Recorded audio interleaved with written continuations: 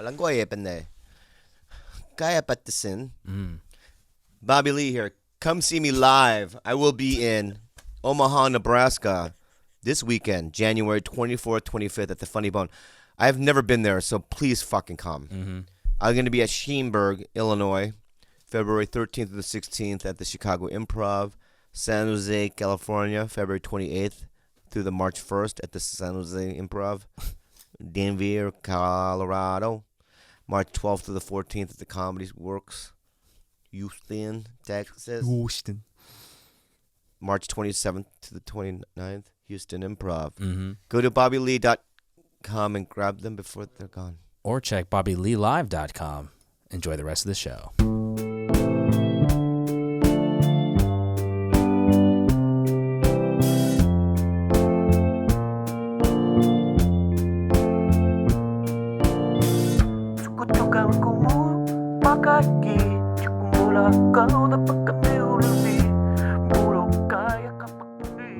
Have you had a small dick before? They're my fave. Why? They're like little candies? Well, they're kind. They don't fuck your vagina. Oh, they don't. They don't They're low pressure, and giving you when I give head to a smaller dick, I feel like a fucking queen. Yeah, because you can get it all the way to the balls. yeah. I have TMJ too, so you can't give me anything above it. Look, I had vagina types myself, but we'll talk about that. Yeah, let's talk about it all. Yeah. I already know what kind of vagina. Go ahead. My vagina changed. My perception. Go ahead. My perception. 5, No jazz 4, fingers. 3, 2, 1. Smile. If your heart is breaking, smile. Something, smile. Hey, Whitey, what are you looking at?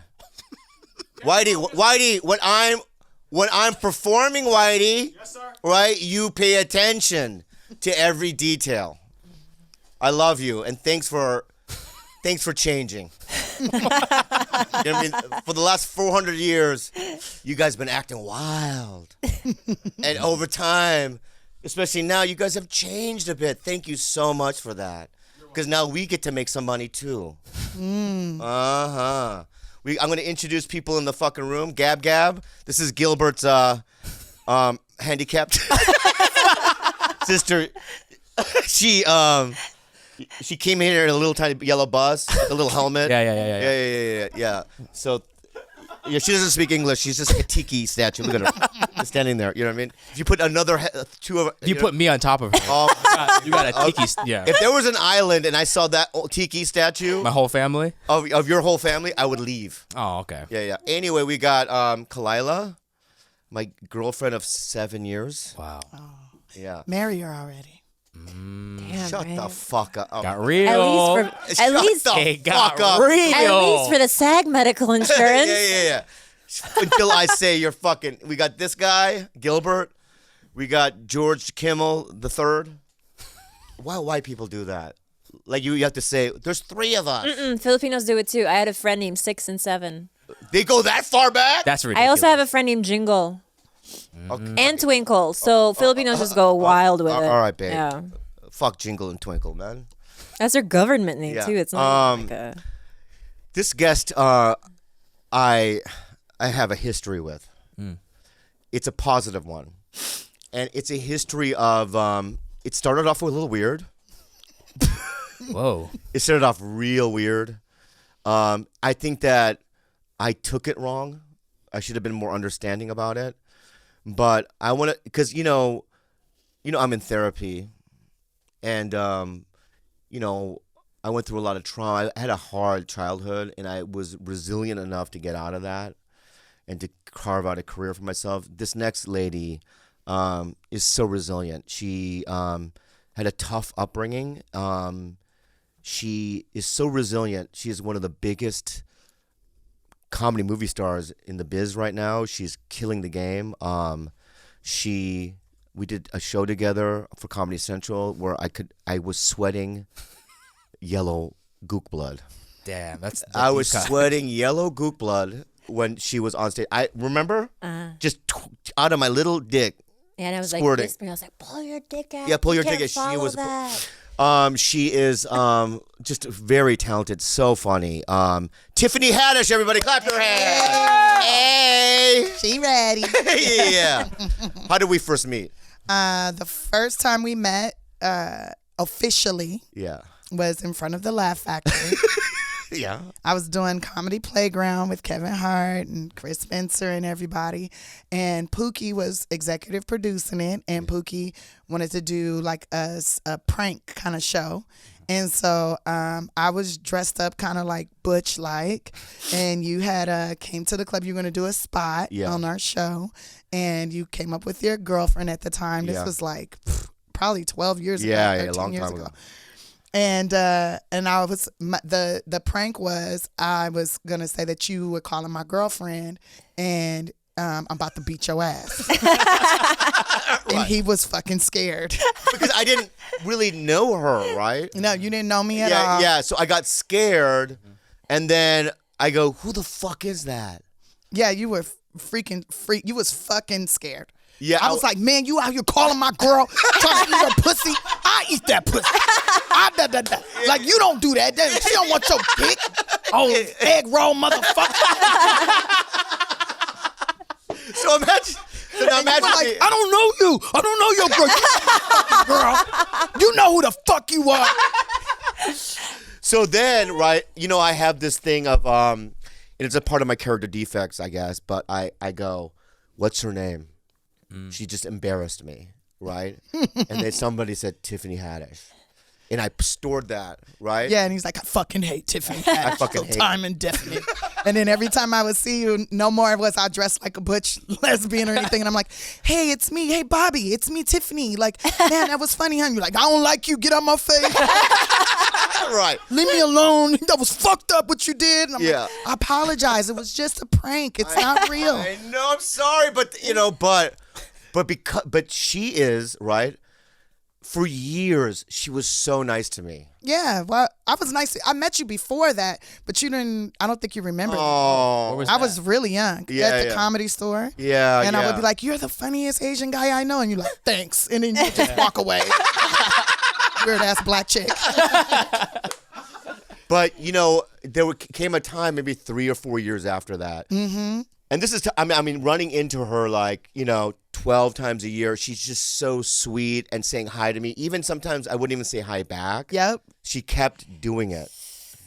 Baby, I'm sorry. Constantly killing them with the kindness. Yes. Killing them with the kindness. And then finally he's like, who the fuck are you really? Yeah, So yeah. we had a little conversation. Yeah. And then we've been cool ever We've been since. cool ever since. And this is way before, her explosion. Yeah, way yeah. before. I was definitely unemployed. Yeah. But, you grew up where did you grow up? In South Central Los Angeles. Where? In the hood. In the hood, in yeah. South Central. Like, But were your parents there? No, no, right? so my mom was there for a while. Then she had a car accident. My father had took off when I was 3 because he was selling green cards illegally. He's from Eritrea, which is the east side of Africa. And yeah, so there was all that going on. And when my mom had the car accident, I was taking care of my brothers and sisters that she had from another husband that ended up leaving her and us. And so, my baby brother was calling me mom for a long time. We ended up going into foster care, and I was moving around a lot. There's a lot of abuse and whatnot. So my grandma finally got custody of us, and I ended up in the Laugh Factory comedy camp, and my whole world changed. My whole perspective changed. So it was a Laugh Factory comedy camp. Jamie. 97. 1997. Jamie then, huh? Yeah, Jamie Masada. I consider him like my father. I consider him, but that's my hero. Yeah. Yeah. It's amazing because he does the, he feeds the homeless during Thanksgiving. Yep. Christmas as well, right? Yeah. He does the comedy camp where he does that. I remember going in as a guest, speaker and speaking there. And, you can say what you want about Jamie Masada. He is a giver, man. Yeah, good person. Yeah. I've seen him bail a lot of people out of jail and them never pay him back. And I'm like, well, you bail me out if I go to jail. He's like, buddy, you never go to jail. You don't do stupid shit, okay? Don't do stupid stuff. Yeah. Wow. And so, but then when in that comedy class, you just decided, because you probably used humor as a defense mechanism. It's my mask. It's the thing. It's my weapon. It's what I use to protect myself. I remember when I first got put into foster care and they couldn't find a home for me. They found one for my sisters, found one for my brothers, but nothing for me. So I had to go to McLaren Hall, which is like in El Monte.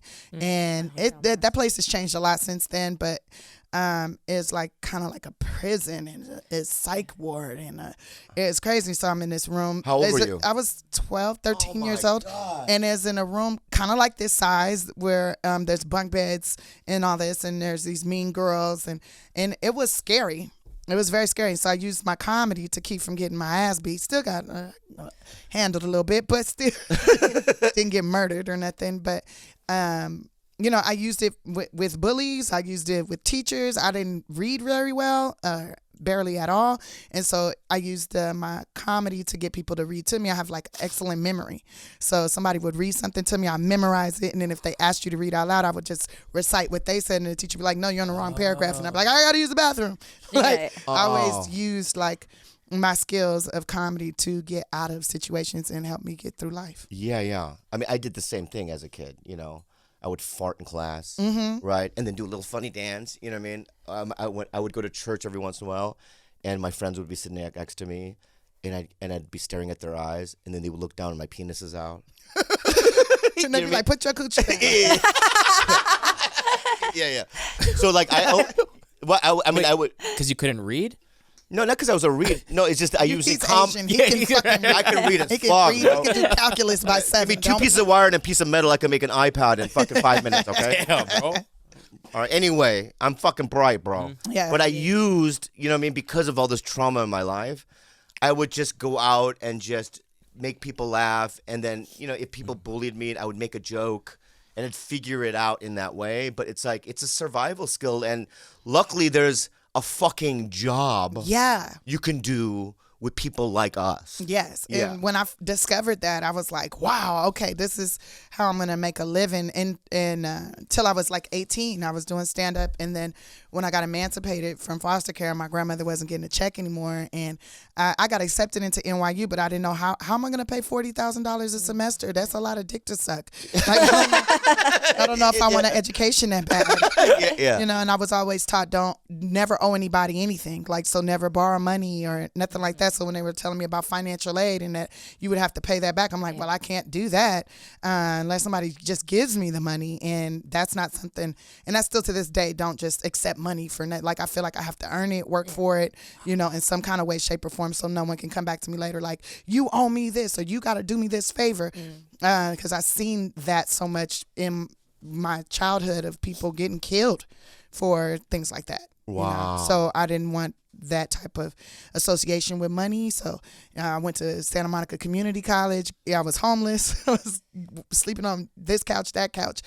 Got me a job working at an airline. Finally got my own place, and all these things. And I ended up homeless 3 different times. And I felt like that was God teaching me how not to be afraid to ask for help when you need the help. Yeah. It's hard to ask for money, especially in this business when you're struggling. Yeah. And I did it a couple of times.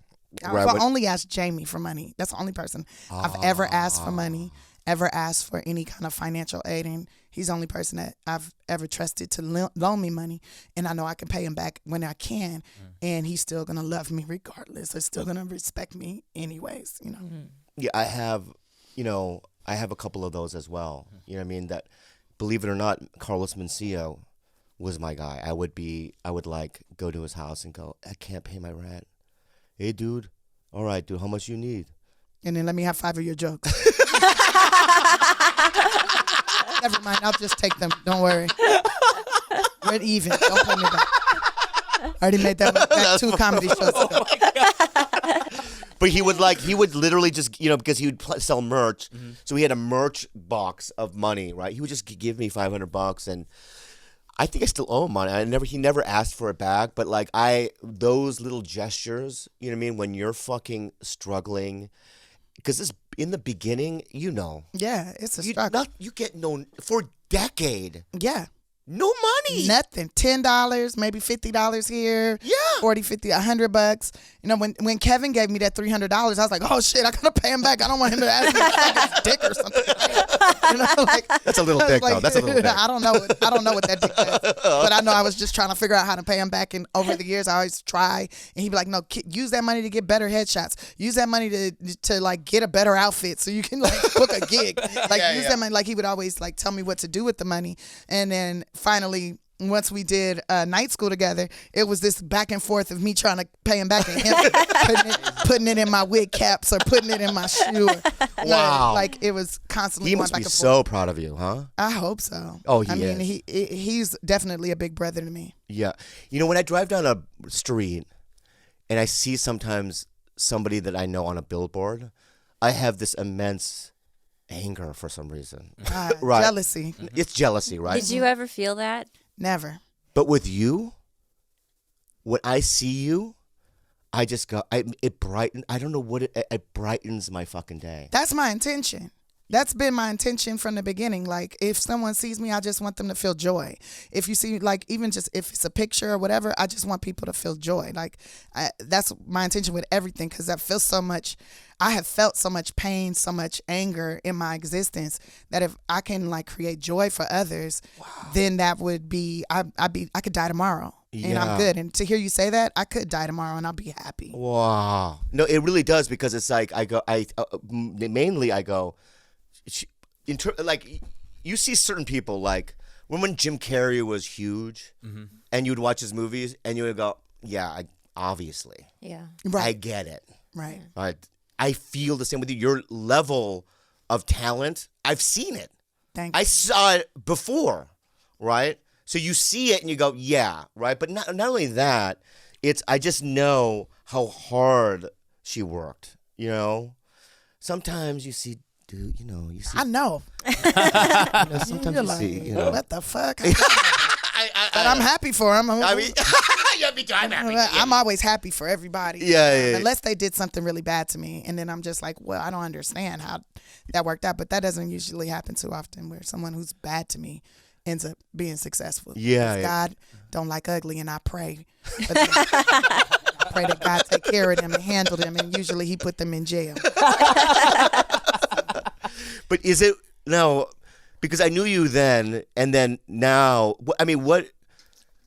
Because I see you with Selma Hayek movie, you know, this and that. Do you, when you show up on a set, do you get nervous, or are you just now, I'm comfortable? And I'm always excited. And maybe that really is nervousness, but I call it excitement. This energy that like goes through my body, and I'm like, this is my opportunity to bring more joy. Oh my God. That's how I look at it. You know, like everybody gets opportunities to do things, but everyone doesn't take advantage of those opportunities. Wow, because when I book something, not as, you know, I've done a couple of things. You've done a lot of things. A couple of things, you know what I mean? My heart is revenge. Yeah. Well, hold up. Now, Yeah. hold up. Now, I do get on these the marketing people about like, hey, can you make sure there's a billboard in this area and a billboard in that area, and a billboard over here? And they're like, why there so specifically? I'm like, there's an ex that lives over there who told me I wasn't gonna do shit, and I want them to see that I'm doing shit. You guys are on the same page about the billboard stuff, because he's all about the billboard stuff too. Because when I was on Splitting Up Together, they were doing promotional shots, and it was only for the family. I was on the show, but they're like, we're just gonna do the family. I go, just put me in the background, and then put the fucking billboard against Warner Brothers, because I know 3 dudes that always drives by there that I don't like. You know what I mean? And I just need them to see see this. You know what I mean? It's not out of hatred. It's just I just wanted to show that, hey, you know what I mean? Yeah. I did it too. Yeah. Yeah. I accomplished what you thought I couldn't. Yeah. But you fucking did it. Yeah. I mean, with the Gerard Carmichael show. Mm-hmm. Right? Yeah.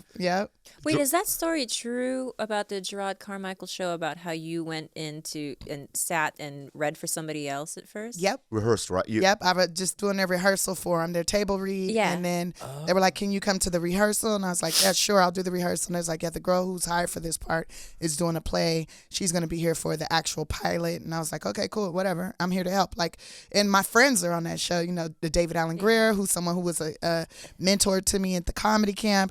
Gerard, who I seen struggle, the holes in his shoes and all that shit. So I was super happy for him.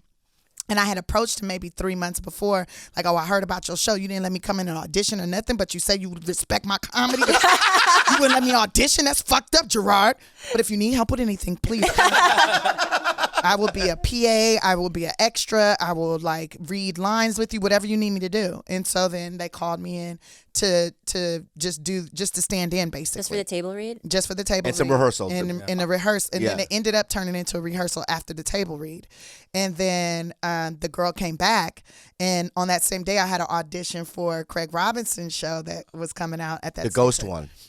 Not the ghost one. Yeah. No, the teacher one. Oh, the teacher one. Yeah, like the knockoff of Steve Harvey show. And so I went in and auditioned for that, and I was looking really cute. And I thought, oh, let me stop by. And Lil Rel, who's a very good friend of mine, love him, told me that he was bringing his kids into town for the pilot. So I went and stopped by the soundstage. It was on the same lot just to say hi and to see the kids and everything. And the kids weren't there. And Rel's like, oh, yeah, they're not going to be here till tomorrow. And the girl was there who actually got the part. And Loretta Devine and David Allen Greer came up to me and they're like, we need you. This is gonna be good. Like, and then the girl comes up to me and she's like, I just want to say thank you so much for, standing in for me. I got it from here. You don't need to be here. Thank you. I appreciate you. And I was like, okay, you welcome. No problem. Anytime you need me to stand in, I'm here for you. Yeah. And I leave the set, and when I leave, I get a phone call asking me if I wanted the role. Wow. Did you have to see her again after that? I've seen her several times since then. I just did Good Times. Just did Good Times Live, and she was on the lot where we were shooting it, and she was like, I don't know if you remember me. I was like, oh, I remember you. I will never forget you. And she was like, I just want to say I'm so proud of you. You just took it and ran with it. But I know that she's lying because I seen her Facebook page and her talking shit. Yeah. But it is what it is. It is what I accepted it when she said what she said. I said, well, thank you. I'm proud of you too for whatever you're doing. Congratulations. Hey guys, sorry to interrupt, but we have some amazing sponsors to share with you. If you can't sleep, please use Calm. If your mind is crazy, please use Calm. If you have tummy ache, use Calm. Using Calm relaxes you. You guys, this is an app that I use on a nightly business schedule. It's called Calm. It's an app. It has things like ambient music, really good. They have field recordings like creek, like summertime. Your city noises, whatever you need to relax your body and your mind. Using the Calm. They have storytelling with the blind dude from Star Trek: Next Generation. LeVar Burton. Kunta Kinte. And he was also Kunta Kinte, wasn't he? He was. Yeah. He does a little story there. We got all right, McConaughey. Mm-hmm. He does a story there. It really is something that I use personally, the Celeb King, to go 99 times. And tell them more about it, Galbo. For listeners of the show, Calm is offering a special limited time promotion at 40% off a Calm premium subscription at calm.com/belly. That's 40% of unlimited access to Calm's entire library. And new content is added every week. Get started today at calm.com/belly. That's calm.com/belly. If you can't walk, please use Calm. If your feet are numb, please use Calm. Better help.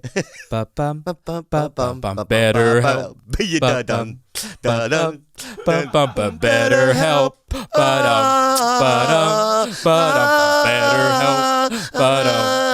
Anyway, better. Yeah, your sister's dancing. It's fucking sad. Very distracting. It's very distracting. She's a goof.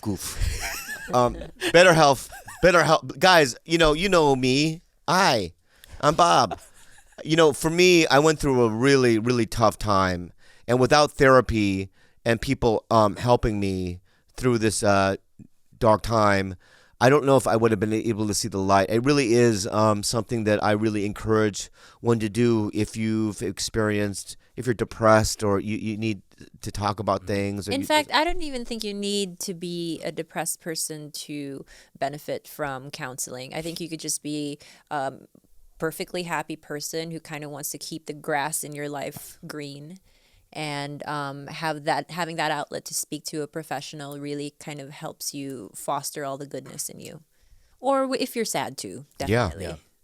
BetterHelp wants you to start living a happier life today. Visit their website and read their testimonials that are posted daily.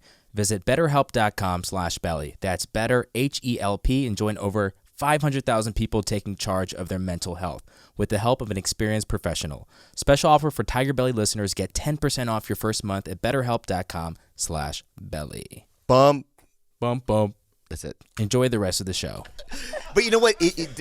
This proves, right, that when you say yes to help somebody out, right, even if you think it's beneath you, even if it's like, you don't think that something might come out of it, you just do it to do it. Yeah. And to learn, right? You probably went in there as like, I want to learn how to do table reads. Yeah. I want to learn how to do rehearsals. I just wanted to be a part.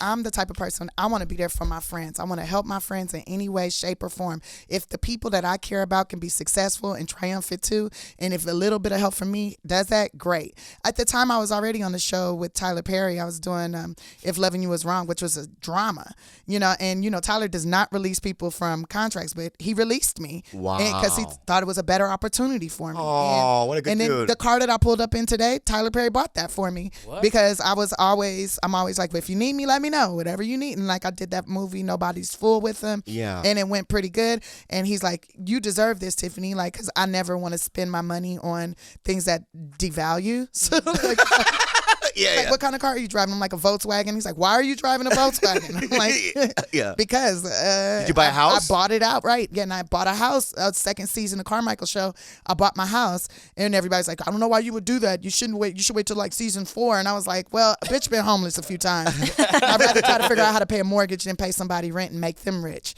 Like, so I bought that house, and I paid it off within like 2 years. Wow. Like from doing the Carmichael show, and then the check that I got from Girls Trip is what paid it off. Wow. So, but Girls Trip. That was the thing that boom. That was shot the it out thing. the park. Yeah. Because in my head, I'm like, no matter, because you're great, but sitcoms, especially nowadays, it's very difficult to pop off of a sitcom. Yeah. They don't even last. Yeah, but I was a favorite character on the show. Yeah, so, I bet, and it got me enough exposure where I got to do that movie Keanu with boy Key and Peele. Yeah. And so that was good, and that led into working with those people on that set and being nice to everybody and hanging out with the crew. And I would hang out with the crew because I wanted to learn, what are you doing? Like, so what goes into set design? What goes into this? Hey, you guys want to go to a comedy show after this? I found a comedy club in New Orleans. And they're like, is it a real club? No, it's somebody's house, but we're gonna go. Yeah. And they would come with me to like parties and clubs and stuff like that. And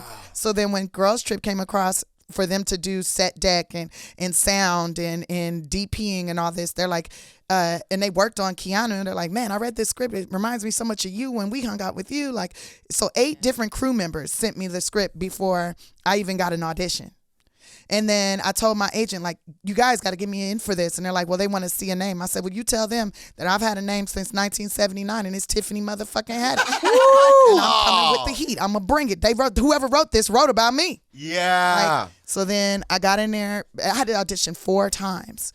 And the final audition was like through Skype, and that was uncomfortable for me because, I'm used to Skype sexting. It's like, take this off, show a nipple. And so I told the director, like, this is uncomfortable. If I start to like unbutton my shirt, tell me to stop, remind me where I'm at. Like, Yeah. And so the director said he watched every audition 5-10 times, and he said every time, even though he knew what I was going to say, it made him laugh, and he thought, yeah, this is probably the person I need to hire. Wow. Even though she doesn't have the name. But sometimes names, right? It's like, am I gonna get Vivica A. Fox for a comedy? And she's great, or even an unknown Tiffany Haddish. If I looked at both on a screen, right? I think as a director, I would have to go with what my gut said, which is who. If it's for a comedy part, I'd be that whatever her name is, right? And what you said about hang out with the grips and the cameraman, all that stuff. It's like I just started, like before I used to shoot things, I would just be isolated. I wouldn't talk to anybody, and I would just do it and then leave. But the reason why I'm going to Hawaii next week for a 4th Magnum PI is because of the fact that they told me, they go, the crew really loves you. Mm-hmm. Yeah, you're like a morale boost. Yeah, they go, Yeah. you really brighten up the set, because now I'm so old. No, I am. I'm almost 50, right? Not that old. Yeah, and I don't, really, I think, I see young Asian kids blowing the fuck up, and I'm fine with it now, and I'm just at a different time in my life. So now I fart on people on set, you know what I mean? You know what I mean? I'm at a different time in my life. I fart on people. I take my dick out. No, I don't do that because it's, you know what I mean? But I like, That's you know what I mean? the sexual harassment. Yeah, it's different. No. It's different. But like, I'll do a take and I'll start talking. I'll go, stop. And I'll do a fart, right? And everyone will laugh, right? And then the cast members are, ooh, and they'll walk off the, Well, that one time though, you got a little pissed on set. The last time he was in Hawaii, some dude, and I know he probably had a personal vendetta against you. He went over to Bobby and he plucked out a white mustache, and he was like, "Ugh." He's like, "Finally!" And Touched he your walked face? off. Yeah. No, not only did they do that, like, even the producers came up to me, dude, are you okay? Because he just comes up to me and he takes a plier, right? And I have this one John, I call it, a white hair. But you were close to John. Yeah, I love John. I was growing him out extra long, and he just goes, plank, and ripped it out of my face, and it hurt bad. And I go, ah! Like that. And then he laughed, ah. And he was bragging to the whole crew. You see what I did? This You is see what I did?" John. And they were like, that's not okay. It was a No, crew that's member? not okay. Yeah. Huh? It was a crew member? No, he was the head of AD. Oh, he was ahead. He was a Oh, he probably couldn't stand. The light probably was reflecting off of John. Distracting everything. Fuck, it's fucking on my shot. It looks like lint. yeah. That was a little weird, but see, that's why he did it. Is because I fuck around so much and I love everyone so much that they think that they can do that, which is fine. Yeah. Let it go. Yeah. But I've gotten, like, a majority of my work has come because of the relationship I have with crew members. Like, pretty much, I would say all my work. Yeah. It's like some crew members, some, producers, like, oh, I worked with Tiffany Haddish. She's great. She's going to show up on time. She's going to know her shit. She's going to be funny. She's going to deliver, like, whatever we ask her to do, she's going to try her best to deliver it, and the crew's going to love her. Like, so let's do it. And that's how I got majority of my work. That's the fucking key of it.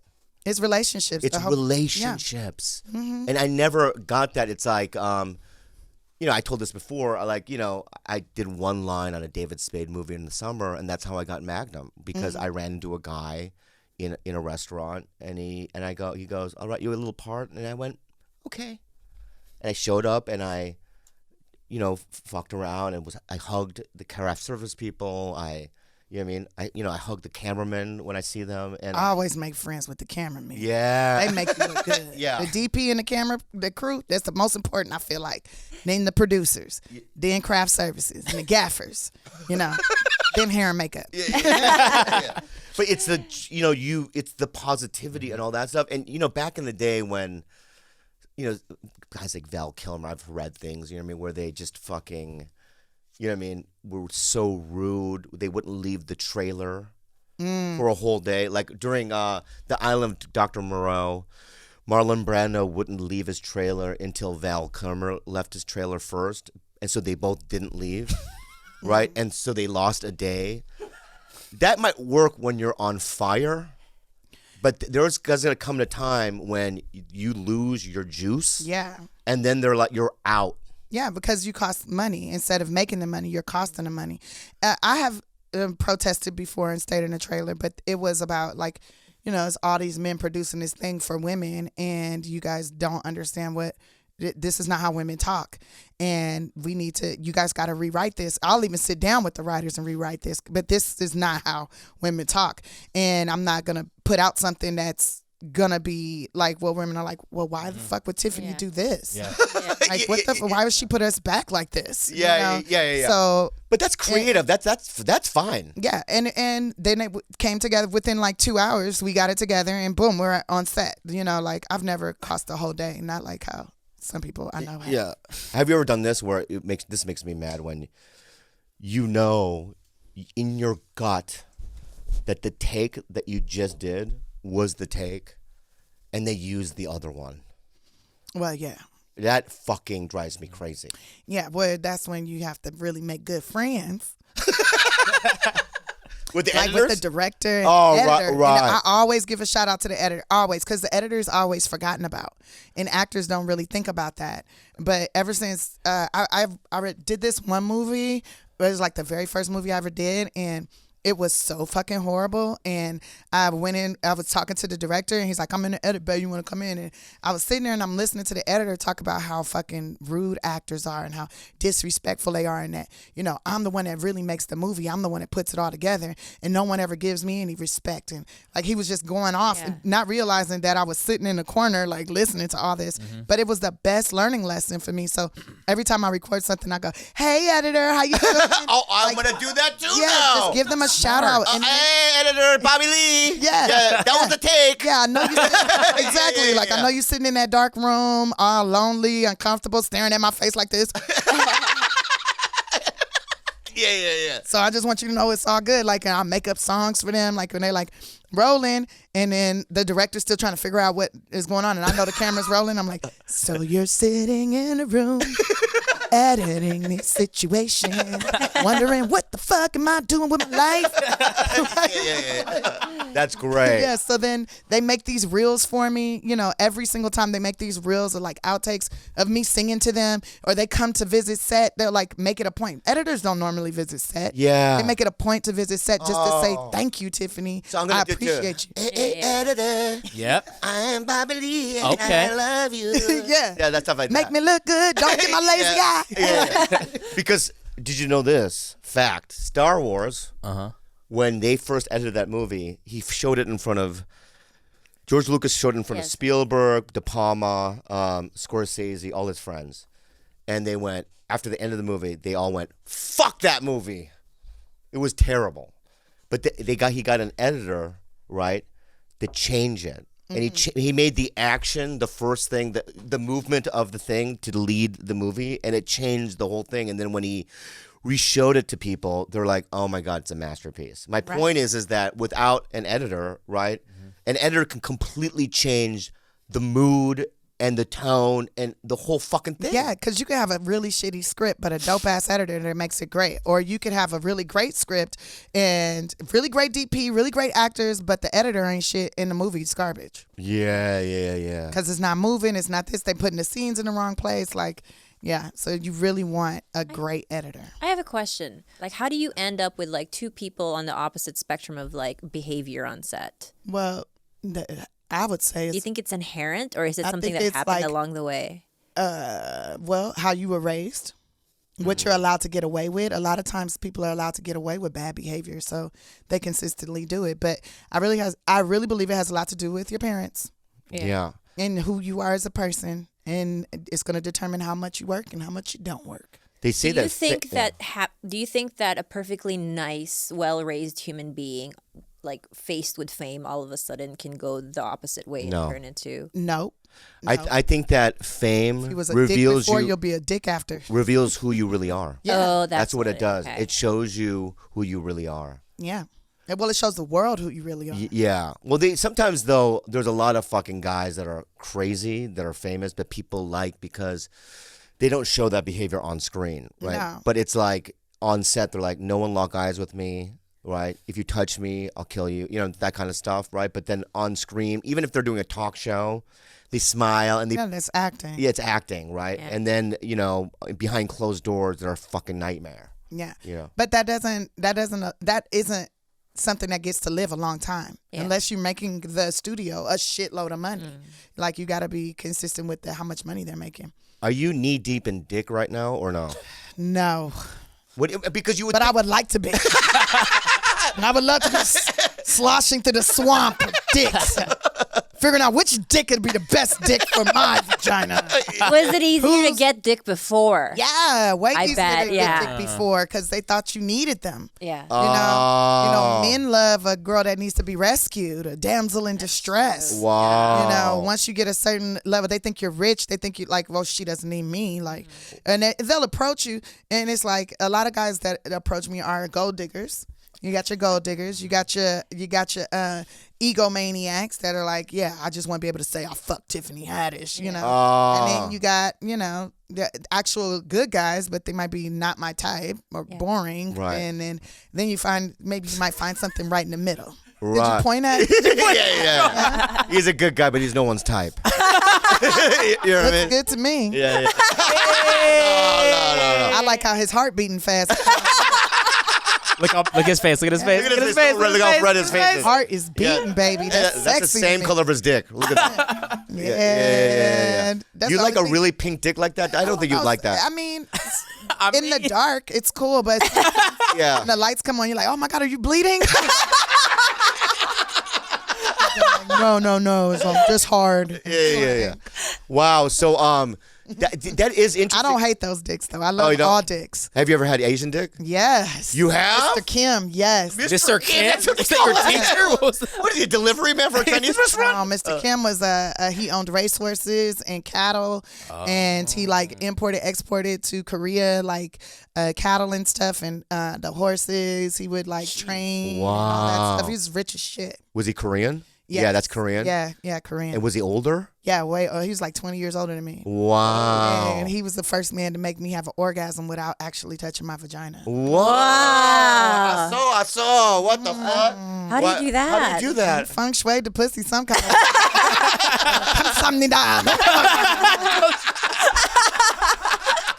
What is happening? Like Asians have magic. Yeah. That's why they got massage parlors everywhere. Wow. Mr. Kim was great. What, did he live in on a ranch somewhere in LA or somewhere? He had a ranch in Portland, and he had something else in like Utah or whatever, and he had like houses, 2-3 houses here in LA. Did you always call him Mr. Kim? I always called him Mr. Kim. He introduced himself to me as Mr. Kim. Wow. And I mean, I believe his first name was Roger or whatever. But Roger Kim. he told me to call him Mr. Kim. And that's what I called him. Wow. And then how would you meet a Mr. Kim? I met him when I was working at the airlines. I was working at the airlines, and my station manager introduced me to him. He's like, "This is a really good," because it was funny because everybody's like, "Tiffany needs a man. You need a good man, like to like wrangle you in, and an older man so you can learn from him." And so my station manager introduced me to Mr. Kim, and like we dated for probably like a year. He got me like expensive backpacks and necklaces. Wow. And like took me on trips and stuff. Oh, and took me I to love the Mr. horse Kim. races. I loved Mr. Kim too, and then he just disappeared. Oh, he did? Yeah, probably went home to his wife or something. I don't know if he had one, but I assumed that had to be it, or he died. Oh, no. Mr. Kim, God, R.I.P. Fuck. Yeah, he's probably alive. I don't know He's probably so proud of you, though. if he remembers me. Oh, Mr. Kim. Do you think Mr. Kim looks up and he's like, oh my God? I feel like if he's still alive and he looks up and he goes, something about that girl. He had an accent? He had an Yeah, accent. Oh, that's Shit. a game changer. That's a game changer. Yeah. Well, that shows, wow. Yeah. A lot. And It that's reveals a lot to you about you. Sorry to interrupt, guys, but we have some amazing sponsors we want to share with you. Yeah. Ship station. Ship station. It's what we use. Ship station. TigerBelly, ship station. Ship station is a product or a service that it's not really a product. It's a service that we use. We use it for our merchandise. They're family to us. We rely on them like you would rely on a priest. You know, for problems and stuff. True. To help you out stuff. Yeah, that's what I meant. Help you Yeah. feel Or good. a sponsor. If that's Yeah. better for you, you fucking ship station. Tell them about it.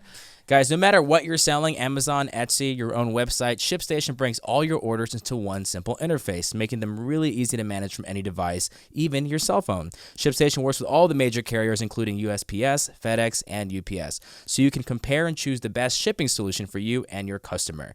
There's a good reason ShipStation is #1 choice of online sellers. Ship more in less time with some of the best rates available. Import orders from any sales channel. Ship with carrier using your deeply discounted rates. Yep. Go ahead. Get this year off to a great start at ShipStation.com. Just use the offer code BELLY to get a 60-day... Automate just about any shipping task. Say that again, babe. Automate any shipping task. One more time. Automate just about any shipping task. Finish. That's 2 months free of no hassle, stress-free shipping. Just visit ShipStation.com, click on the microphone at the top of the page, and type in BELLY. That's ShipStation.com, the code BELLY. ShipStation. Make ship happen. Ba-bum. Ba-bum. Ba-bum. Ship Station. Ba-bum. Ba-bum. Ba-bum. Ship Station. Brooklyn, it's like angel skin if you ever felt angel skin before. It's like baby.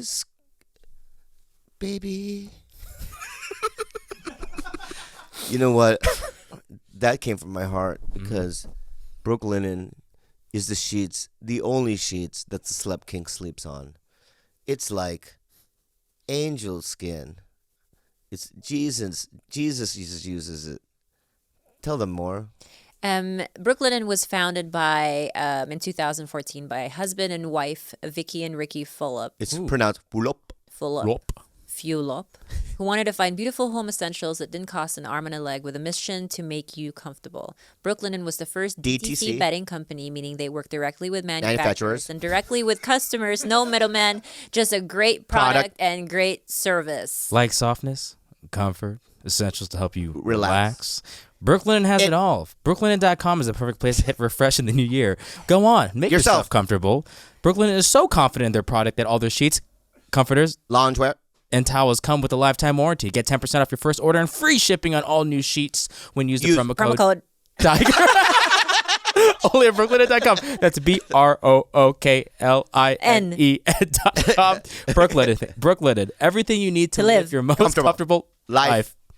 I got two. Enjoy the rest of the show. The promo code is TIGER, TIGER. It reveals a lot about you. About what? Because you're so open. First of all, can I just say this? And I'm gonna. I've hit on so many black girls. They just don't like me. That's not. It's probably the way you approach them. So how would what do you mean? approach? I would go, "What's up?" That's yeah, yep. he tried. Okay. That's right there. That's right. What's up? What's up? Yeah. No, that's not gonna work. Just be yourself. That's who you are. Right. I don't see. I get more nervous before. Like when I would see a beautiful black girl. Yeah. And I would try to figure out what they would think that they want to hear from me. Mm-hmm. So I would think like, what's that kid that the podcast, the rapper, that's friends with Aquafina. Dumbfounded. Oh. I would just turn into dumbfounded. And I would, try to walk that way. He's a Korean rapper, yeah. Baby, don't roll your eyes. I'm just being honest. But see, the key, She's cringing Hurt my inside. chest. She's like, please stop. the thing to get a woman, no matter what her race is to be yourself. Like, what would you want somebody to say to you that was coming to pick up on you? Yeah, but there was a white lady at the Irvine Improv, and she was older. I could tell that she was like she hung around after everyone was gone to talk to me, and she would do an Asian accent. She waited after the show. Oh, Miss Cherie. Oh, Miss Cherie, you're so fine. And I go, what? You know what I mean? And and she kept following me and Joe because we're going to go to Cheesecake Factory. She said, Miss Cherie, Miss Cherie. You know what I mean? And I was just like, even first of all, even if I was single, I would not, smash. But even if she was hot and she came up to me in that way, right? It's disrespectful. It's disrespectful. But that's why you didn't pull any black women, because you out here trying to be something you're not. It's so clear to me now, sweetie. The key to life is always be yourself. That's how you're going to win, no matter what. If you always are yourself, you're going to win. But how the fuck? And it's less stressful. Yeah. I mean, you probably have stressed yourself out over these years trying to figure out how do I fit in, when you should just be you. You're Bobby motherfucking Lee. Everybody loves you. You're fun. You will pull your dick out anywhere. You're a cool guy. In church. Yeah. It's funny. When I was doing... Pull his dick out for the Lord. I just did that game show I did. And one of the shows, I was struggling. I wasn't getting laughs. And I just thought I was eating it, right? And I remember being on the side, and there was like a grip. Like it's just a guy that was there. Maybe he was a props guy. And I go, I don't know what the fuck I'm doing, man. I'm eating it, you know what I mean, for all these people. And he just goes, dude, I don't know if you remember, but you're fucking Bobby Lee. Yeah. And when he said that to me, I just got back up and I just finished the show. My point is that, you know, because of my shame and because of like my self-hatred over the years, right? But I think my mind is changing. I really do. I'm trying to rechange the thinking to be authentically me. But it's funny how you didn't go to therapy. How do you learn all that? Well, no, don't get it twisted. Been in therapy many years, court-ordered therapy. Oh. But I would try to be fake. I would try to be like, oh, black girls are like this. And, oh, if I want to be a sophisticated black woman, I need to talk like this and look at people in their eyes and give a little southern twang. You know, like all these different things I would try to do. And I realized it's hard to keep that lie up. It's frustrating and it's exhausting. And the more that fake that I tried to be, the less I would progress. But the more I would just allow myself to be Tiffany Haddish, well, the more I would progress, the more opportunities would present themselves, the more people would like me, the more people would want to help me. Wow. So I realized and it's way less stressful. I'm 70. I didn't even pray. So good. So no, good. I just turned 40 though. I just turned 40 and just always being able to be me has really opened up my world to all different types of people.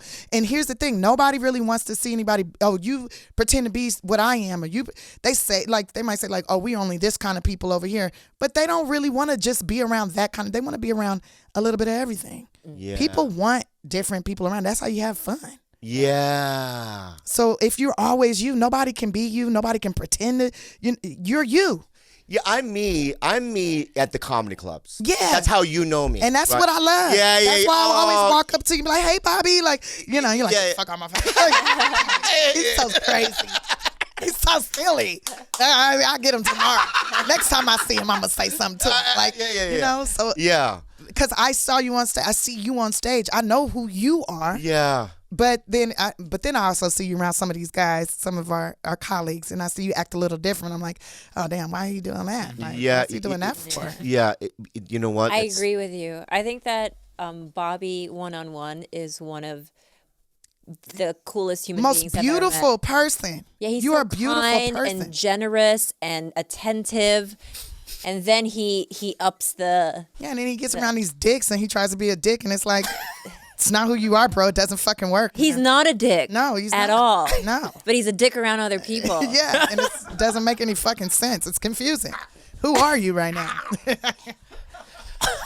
Because the thing is that when you're around some of these guys, there's a feeling, you know, with like last night I was with Spade, Callan, Jeff Ross, all these guys, and when you get around it, I can feel myself. I can feel myself not being me because mainly it's because I'm trying to protect myself around them. Yeah, because you're afraid you're going to be under attack, right? Right. But they can't attack what's real.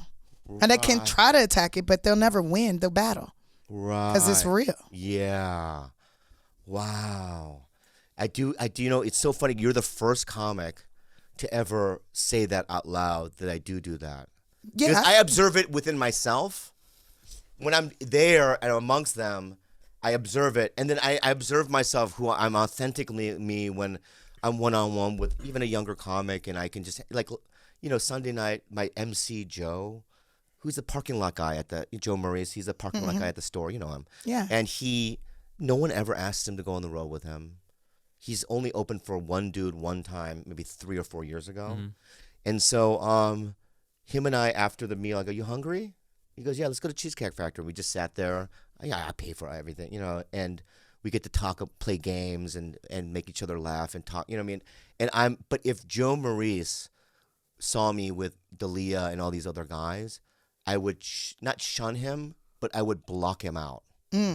Right? So many comics did that to me over the years. I know. And then they come, now they're like, hey, Tiff, what's up? And I'm like, hey. Wow. I treat them the way they treated me. Wow. Like I treat people the way I want to be treated. Yeah. And however they treated me, well, I'm just a reflection of that. Yeah. So I'm like, hey, what up? Yeah. Like, you know, if you would have never came around and it kept being me. I probably would be like, what the fuck do you want me to do? Not doing the podcast. Tiger what? Give you my number, why?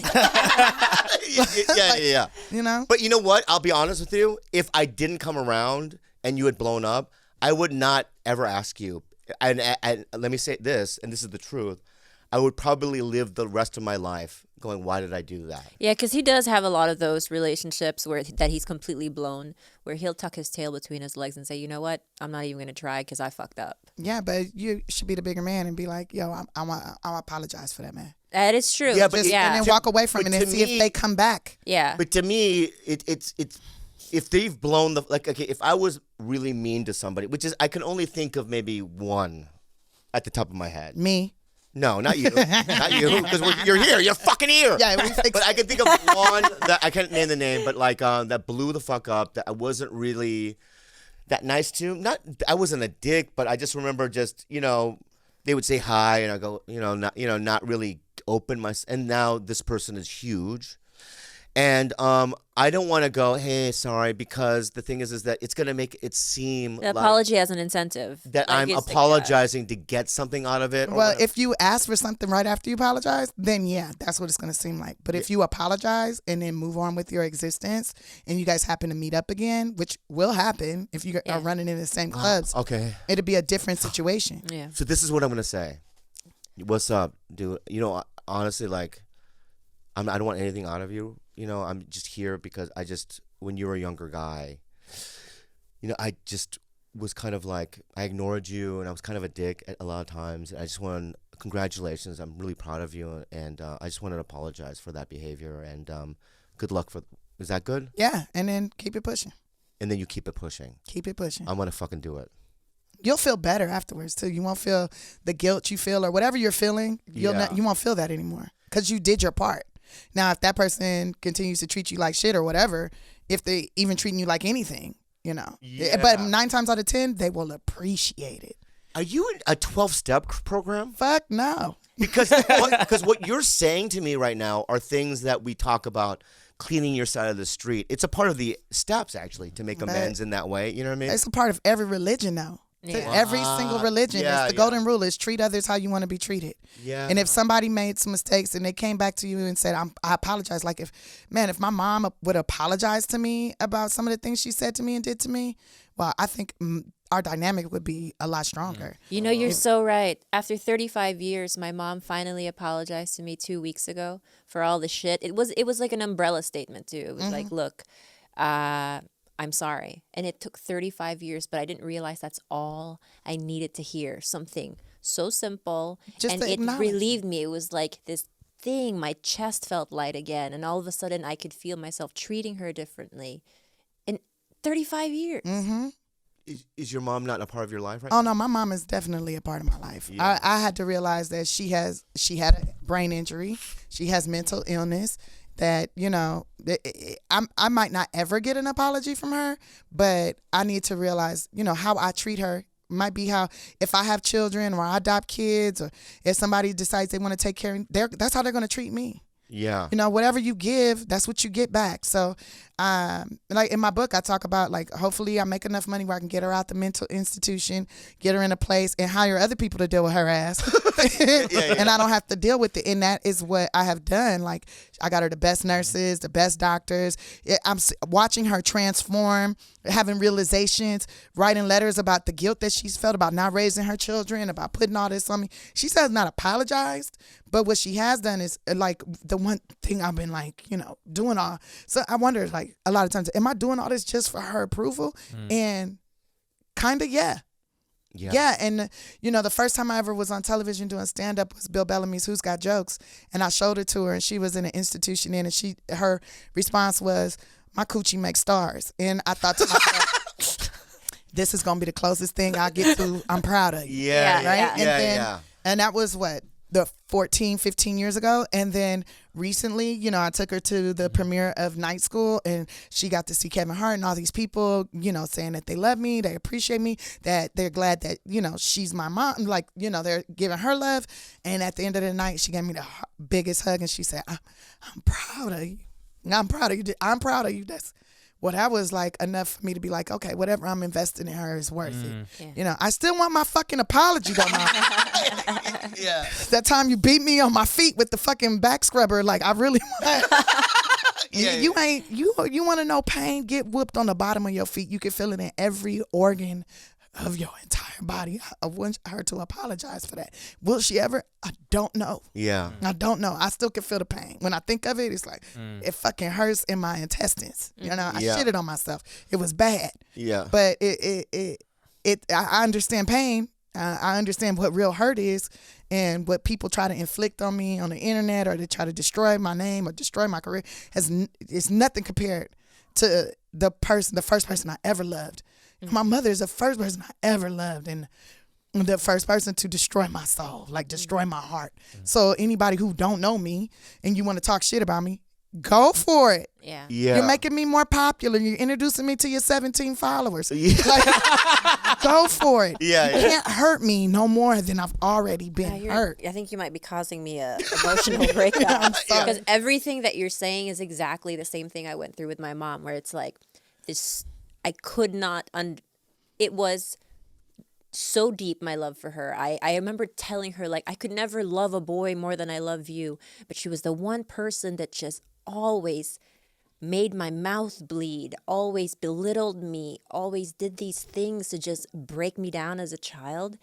And that whole chasing the love thing just is perpetuated when you're an adult. Yeah, you keep reenacting your childhood. It's a pattern. And I think ultimately I always look back at her to see if there's some level of approval there, you know, and you're not, maybe you'll never get an apology, but you're not wrong about that apology feeling like the most healing thing in the world. Right, it is. And you know, I don't know if she'll ever apologize. And that's another thing I had to learn, like probably about 5 or 6 years ago. Like, I can't expect someone who hurt me to apologize. Yeah. I have to apologize to myself first for allowing myself to even be in that situation. Because I think I think you can remove yourself, especially now, like kids can call the police and they'll be put in a different home immediately. So if you're in a situation that is tumultuous, that is hurtful, that is bad, and you allow yourself to stay there, you have to apologize to yourself But first. Tiffany, you're a child. Yeah, but You're a child. I know, but still, Yeah. you know, I know you're a child, and I don't know any better. You were in this situation. You're a victim, and you're the innocent one, right? And it happened to you, and you're a child. And I don't see, even when I was, see that box right there? There's a box. Here, bring him to me. No, don't bring him No, to me. Just show it. See, that's my dad. He died in August, okay? That dude used to beat me with golf clubs, knock my mom's teeth out. And a month ago, my mom goes, he told me that he regrets how you know what I mean? She told me, right? And I never got an apology for him. And I used to blame myself my whole life. Yeah. Right? Because I feel like I deserved it. I didn't deserve it. No. No, we were innocent, right? Children. And what? Look, the dog Oh, on but top of it. You know what that is? On top of it, I don't know if you know, but I had to go to an institution a month ago because I wanted to die. I know that feeling. Or I wanted to die. And so when I went to the therapy place in Arizona, they made me go to a Build-A-Bear and build my original child. So that's me, innocent Bobby Lee, I mean, with none of the trauma, just wanted to be nurtured and loved and all that stuff. That's what we are. Yeah. When we're born. Yeah. You know? But your mom did make a star maker. Yeah, well, she Crushed it. Yeah. She Killed crushed it. it. She killed it. Yeah. That's a good line, though. My coochie makes stars. My coochie makes stars. yeah. When I met Matthew McConaughey, I asked him if his mom looks at him and goes, "My pussy makes stars." You ever look at you and be like, "Look what my pussy did." He probably went, all right. Was he nice? Yeah, he was super nice. He's Yeah. like, "I don't know if that's what she thinks, but I'm sure gonna ask her." Yeah. Like, That dude, man, is such a good fucking actor. yeah. Oh, and he's a my good God. person too, from what I gathered from my few interactions with him. He Yeah. seems like a great human. And, no, I don't want to. You don't have to name names, but have you been in situations where you've worked somebody that you didn't care for? Or Uh-huh. How do you do that? How do you work with them? You just say, okay, this is one of those jobs that, this is a dickhead coworker, and I just kill people with kindness. Yeah. I just keep treating them the way I want to be. Even though I know they're purposely trying to fuck with me. I know they're trying to like get something out of me. I won't allow it. Yeah. But then when I get to my hotel room, I'm like, that stupid bitch don't know me. I fuck her ass up. Who the fuck she thinks she is? Oh, crazy ass bitch. Yeah. And then I get to work. I'm like, hey, girl. Yeah. Want to run these lines? Yeah. Oh my God. Yeah. I mean, I've been in series with people that I just fucking, you know what I mean? You know, but Yeah, and know. I don't know how to do it right because what I end up doing is I shut down. Yeah, well, I have shut down not too long ago. I shut down because I was going to lose it. I was like, I'm going to end up going to jail today. Today going to be the day I try to fight somebody who I shouldn't be trying to fight. Because I got my hood instincts. I am from South Central, so you can only say so many things to me. You can only push me so far before I snap. Yeah. Right? And so then I let people know, too. I'm like, I let the director know, DP know, to producers. Today going to be the day y'all going to have to escort me. Yeah. Today going to be the day. Because this person Yeah. is pushing the wrong button today. Yeah. My period must be about to start because I'm about to make somebody bleed like me. Yeah. Like, okay, well, let's rearrange this. Yeah. I love it when like the producers know too, and everyone knows, so they sympathize with you. Well, they see it. They see it. Yeah, They see the mistreatment. They see the disrespect. They see Yeah. it, and they know they wouldn't tolerate it. And my whole thing on that one show that I was on, I was like, if I was a white woman, y'all would not allow this person to talk to me like this. If I was a white woman, none of this would be tolerated. This person wouldn't even be on this show if I was a white woman. Y'all would have fired that person a long time ago. Yeah. But y'all want to allow this to keep happening? Yeah. Keep on letting it happen. Watch what happens, because I got a big fucking mouth. And I will put their ass on blast. You know the NRA thing they just had in Charlotte? It was in Virginia, whatever. And you see You looked at George. 400. You know what it is. You see 400. You know what I mean? Yeah. Right wing dudes walking down the street with AK machine guns, just walking to this rally, right, with bazookas. I mean, whatever it is, they look like commandos, right? Yeah, Joe's, yeah. If they were black, Asian, and Hispanic, they would have all been shot down. They would have exactly. They would have sent a jet and dropped bombs on them motherfuckers. They're like, if we lost a few white people, sorry, but it was too many minorities with guns. Yeah, that's not even a joke. That's fucking reality. That is what would fucking happen. Mm-hmm. So if you want to talk about like a double standard, or you want to talk about, I mean, things have changed a lot. They have. I mean, I've even in my own career, I can feel, like I just sold a show to CBS, and before this, when I was after Mad TV, in that 10 years I didn't work, they wouldn't even see me, right? So I can feel now that they want shit from me, right? And so I know that there is a change. Thank you. Mm-hmm. Thank you so much, Hollywood. Yeah. But my point, though, is that the country really hasn't, right? There still is this, all you have to do, white people, right? You. All right, you represent it. Yeah. All right. Tell everybody. What can you just tell all the other white people? I know you guys have a special hotline, a blog where y'all talk. Tell them this. Why can't people just put themselves in other people's shoes? It's like you see these. What's in Syria? Not Syria, but there's a somewhere in the Middle East where there's famine going on. What? Yemen. Mm-hmm. And you see these kids dying from starvation, right? You put yourself in. I can do that. Yeah. Can't you do that? White people, can't you do that? Not all white. Most white people are good. Oh, that's what I was saying. That's what you want. I work with so many great white people. They're so good. You know what I mean? Some people don't have souls. Some people were never taught compassion. Right. They were never talking about. They was just taught that you're the best. I'm the best. Everybody does what we want. Mm-hmm. Wow. We run this. Wow. So that's. But see, what's a miracle is that you and we had hard. I'm not saying that one's worse than the other. You probably, I don't know, whatever. But it's all relative. Bad. Yeah, shit's bad, right? Bad. But I was able to have, because a lot of people that experience those kind of childhoods, some people go wrong, but some people, like me, when it was happening to me, I felt the injustice of it. Yeah. You know what I mean? And instead of like, you know what I mean? So whenever there's injustice going on in the world, I'm the first to like, you know what I mean? That's not fair. Right. But it all stems from me being abused as a kid, because I remember like Feeling powerless when powerless. you're You know, I remember when, you know, the cat story, my mom got me a cat and then my dad gave it away a month later without any explanation. And I had no say in it. The injustice. And I lived with that. So I turned that into, so whenever I see, you know what I mean, these kind of things going on in the world, I'm the first, but I don't know if that's healthy. I don't think it's healthy. Well, there's some people that never had anything, no struggle, no abuse, no nothing to even know what that feels like. Injustice. They don't know what that even feels like. Yeah. They might see it on TV, but that's not my life. Everything's fair for me. Everything works out for me. Yeah. I have an inheritance. I'm going to get lands. I'm going to get this. Yeah. As soon as I graduated from high school, I'm working at my dad's firm. I got this. Like, they get everything. So they have nothing to compare it to. They haven't learned that. Yeah. That's why I'm glad when they implemented, if you want to graduate from high school, you got to do community service.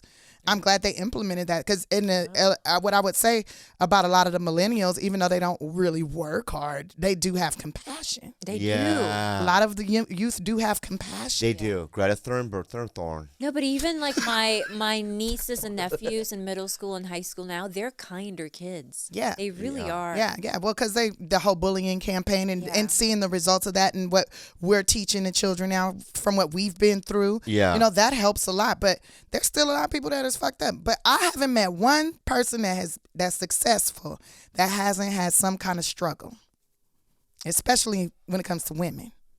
Some kind of struggle, some kind of abuse, some kind of something had to happen before they could get to the next level. Can I propose an idea? We do a show about the struggle. No. It's not a pitch of a show, but it's more. I always thought that the bullying that even my dad, but the bullying that I received in high school or whatever, or middle school, right? I don't look at it as a negative thing, though. I look at it as a positive, because it really did make me grow a layer of skin, and it made me go, without this idea, I don't know if I would have survived in this business. You'll see. That thought. Yeah. I'll show you. I'm going to make it. That you are right about that. Yeah. I wouldn't be where I'm at if I didn't have to watch this. Watch this. You gonna see? Oh, you don't think I can do it? Yeah. Watch me do it. Yeah. That feeling, you're right about that. Right. So what I'm saying is that if you get rid of, you know what I mean, those things, we'll still, like, I don't know if I had a great upbringing, if I was never bullied and I was white. I don't know if I would have been, you know, because I know a lot of white dudes. I started with stand-up. I can even name you the name. I won't, right? But yeah, I will. Jonathan Gottsick, Joey Marmo. Nobody knows them. Yeah. I know. But like after like 5 or 6 years, like, we got to go back to Connecticut. Yeah, I'm gonna get a teaching job. Yeah. And you're like, I still have to win. You know what I mean? And that thought was because I think I was like, I had to struggle as a kid and survive. And I don't know, I mean. Or you could just be like George Kimmel. No abuses, great parents, great upbringing. He got some struggles. He not sharing. Oh. I've asked him this question and he says no. You were horse fucked. Oh, that's what it was. I'm horse telling you, fucked? Tiffany, I've asked him so many I times. looked I'm in like, his what? eyes. He got hurt in there. He just not sharing. You know what? You know what the hurt's A lot from? of white men they know how to suppress it, and then they assert it in different ways. Like it comes out of new jackets like that. What is that, a members Concentration. only? What is that? It's members only without the sign. What is that? What? Suede. Suede. This He fucking uses his guy. aggression to fuck the pussy up. Whoa. You know what? He only fucks minorities, though. Well, Have you ever had a white girlfriend, George? This is a big misconception. You've had Indian, you've had black, you've had Asian, Korean, Chinese, everything. Yeah. When was your last white girlfriend? See? It's already too long. Don't ask him. He doesn't have a fucking She mic. wouldn't date me, so then I had to wait until it all came full circle. She oh, God. My sister is laughing so hard. I don't know. It's so funny it that sounds like he only likes to date women that have souls. There you go, George. you're a soul fucker. That's what it is. Something different from him that he can learn from, probably. Teach you compassion, right? You know what? That is a cool thing about you, though, dude. That you really do. Because you know how I met him? I was, when I was like, after Mad TV, I couldn't get anything going. So, my friend Lisa started a company called Maker Studios. And she goes, come on in and, see if some of these producers will write with you. And I went in, and he was pretty much the only one that was super excited to work with me. I could feel it, man. I didn't want him. He got a good soul, though. Yeah, he does. And he has zero pop-off potential. Like, if I get enraged or someone does, I feel the injustice and I will go after them. Yeah. He is so even-keeled all the time. Not when he at home alone. Probably talking big shit. Using the N-word. George, stop George, doing don't that. do that, George. I'm going to give you a compliment, dude. This is so hard to say. I honestly am so lucky and blessed that I found you. If you ask him to marry you right now, I'm going to slap the shit out of you. Yeah. I suck your dick. No, honestly, dude, you work so hard, and you can absorb a lot of my fucking craziness. And I just, yeah, man. Tell him you love him. I love you, man. I love you, man. I love you, man. You're going to Cirque du Soleil tonight, right? Yeah. Okay. Wait, the new one? Yeah. What is it called? That's let me look. It's with a V. It's with a. Looking at calendar. It's not Voltron, but it sounds like that. Cirque du Soleil. Volta. Volta. Yes, I heard about that. I don't know. It's going to be at Dodger Stadium, so I'm excited. What are we doing at time? We're over an hour. I know that we are. You just killed it. Mm-hmm. You killed it. No. Let me give you a compliment. I love you. We do a thing at the end. It's called unhelpful advice. So people ask us one question about a problem they're going through, and we can either be helpful or not helpful. Okay. Go ahead. Unhelpful advice with Tiffany Haddish. Hey, she's a coochie star. I've recently fallen in love with my best friend, and I feel really wonderful. Do it again. Do it again. Do it again. That voice. Yeah. Tiffany Haddish. Yeah. Okay. What's up? I've recently fallen in love with my best friend. I really feel wonderful about our future together. However, I broke up with my ex about 6 months prior, who is super hot and super insane.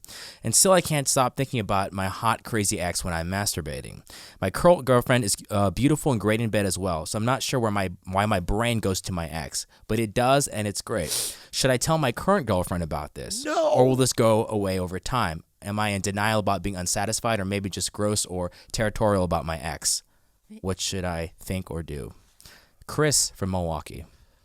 The ex must have sucked his dick. Oh, real. The ex must have sucked that dick from the back and closed that booty hole. That bitch must have ripped his nipples, did some crazy shit. Yeah. Damn. I want to say this and don't be offended, Khalyla. Yeah, But I probably, She ever since been I've been with Khalyla for 7 years, and I've probably masturbated, 365 days times 7 is what? A lot. A lot. Thousands, right? Probably 5 times I've thought about Khalyla. Yeah, that does not offend me. I know. What I'm saying is it's natural You to think I've ever masturbated to you in my life? That part. Never. I've never masturbated to anybody I was dating. Exactly. We Yeah. we don't do that. Who does that? No one does that. I imagine something better. Yeah. Better than I've ever had. Yeah. Right. The man that I'm masturbating to is in here. yeah. Not even a real human. Yeah. Yeah. So what I'm saying is natural, and I masturbated about past sexual experiences a couple of times maybe. I think it's normal. I don't think that it's anything like it's just, when you masturbate and you're by yourself, like we're not supposed to judge people by, what they do on their alone time. Do you use your hand or a machine? Both. Wow. At the same time? No. Oh. That's ridiculous. Depends on where I'm at. Do I have fresh batteries? Yeah. Did I pack my tools? Sometimes I forget to pack it, and then I'm like, well, here comes carpal tunnel. Shake my hands out like this and get it going. Yeah. Are you doing stand up anymore or no? Yeah. I just headlined some theaters. Oh, good. Good. No, I mean because what I'm saying is you're so busy, right? I'm busy killing comedy. Wow. All right. I mean, I'm doing a comedy tour right now. You can go on TiffanyHaddish.com, see where my next tour dates are. Yeah. A lot of the shows are sold out already. Yeah, of course. And some aren't, and that would be cool if people came to them. And I'm talking about a lot of the stuff that we talked about today. And but I haven't done a lot of clubs. Yeah. Don't. You don't need to, unless you want to try new shit. Yeah, I want to try new shit. Right. Like, I like to pop into the Laugh Factory. I used to pop into the Comedy Store all the time, but then I realized I don't think they like me that much there. My name's not on the wall. I've never been given the veils. Yeah. Well, you know what? That's going to change right now. Yeah. Thanks. That's going to change right fucking now. I'm going to tell you that right now. You're promoting a movie too, right? Coming out? Yeah, I got a movie that's out. It came out a week and a half ago called Like a Boss. Yes. Starring Rose Byrne, Selma Hayek, and myself. Yes. Yeah, and it was, Watch that movie. Yeah, it's a good movie. It was fun to make too. It's pretty funny. Yeah. Yeah, black people are even laughing. They think it's hilarious. They think it's funny. It's pretty funny. Tiffany, I honestly, not only did we just enjoy our fucking asses off here, you killed it. But it's just being with you and learning more about you, and it was a real pleasure. It's a pleasure for me too. Every time I get to be around you, it's always like an elevation of our friendship and our relationship as co-workers and whatnot. It's always grow when I'm around you. Give her a round of applause. Give her a fucking round of applause. Yep, because I gotta pee and I'm out. Be right there. We gotta take a photo real quick. Yeah. Hey guys, thank you for joining us with Tiffany Haddish. Welcome to the housekeeping. Big shout out to our sponsors, Calm, BetterHelp, ShipStation, and Brooklinen. For a limited time, get 40% off a Calm premium subscription at calm.com/belly. George, why don't you do number 2? Get 10% off your first month. Paper because I gave you mine because you lost yours. BetterHelp.com/belly. Get this year off to a great start at ShipStation.com. Use the code BELLY for a 60-day free trial. Get 10% off your first order and free shipping on all new sheets when you use the promo code TIGER, only at brooklinen.com. That's BROOKLINEN.com. And guys, make sure you check out the Slep King Live. Bobby will be in Schaumburg, Illinois, Feb 13th through 16th. San Jose, California, February 28th through March 1st. Denver, March 12th through 14th. And Houston, Texas, March 27th through 29th. Get your tickets at BobbyLeeLive.com. And to get your question on TigerBelly by emailing us at adviceunhelpful@gmail.com. We're looking for interesting, unusual, non-typical problems, and we need your help as much as you want ours. That's adviceunhelpful@gmail.com. Any shout-outs, George, for this week? Anyone from the Irvine Improv that saw you? Oh, I was going to do a reverse shout-out to, what's his name? But it might have not been him. The rapper Nelly? No, I tried to sneak into a fight party that wasn't mine. And got Ian Butler, he said it was cool, but his friend then kicked me out, so I got me kicked out. So, reverse shout. Yeah. Housekeeping, Bobby. What is house cleaning again? I'm not a part of it. Well, your mic's on, so they're hearing all this. Mic's on? Anyways, guys, thank you for listening to the podcast. That was Bobby, who just entered. We love you so much. Make sure you follow us on Instagram at TigerBelly, on Twitter at TheTigerBelly. You can follow Khalyla. I don't know, man. I need some coffee. You can follow Khalyla at Calamity K. You can follow George Kimmel at Gabs a Million. Follow George at Gabs a Million. You can follow everything Bobby Lee at Gilbert. All right, guys. Have a good night. We love you. Bye.